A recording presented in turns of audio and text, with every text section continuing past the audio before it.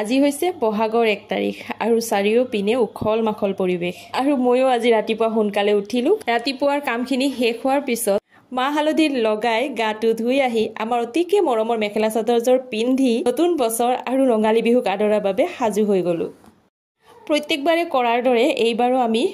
আমাৰ ঘৰৰে নামঘৰত শৰাই এভাগ দিলো আৰু থাপনাৰ বস্ত্ৰখন সলাই দিবৰ কাৰণে ভকত এজন মাতিলো আৰু অকমান নাম প্ৰসংগ কৰিলে আৰু এনেদৰে আমি নতুন বছৰ আৰু ৰঙালী বিহুক আদৰণি জনালো নতুন বছৰটো যাতে ভালেৰে পাৰ হয় তাকে ভগৱানৰ ওচৰত প্ৰাৰ্থনা কৰিলো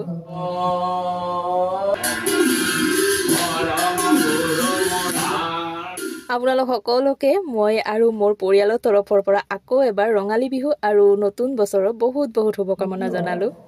ঠাই বিশেষে আমাৰ বাপুতি হাহন বিহুটিৰ নিয়ম কানুনবোৰো সলনি হোৱা দেখা যায় আপোনালোক কোনে কেনেদৰে বিহু উদযাপন কৰিলে কমেন্ট কৰি জনাব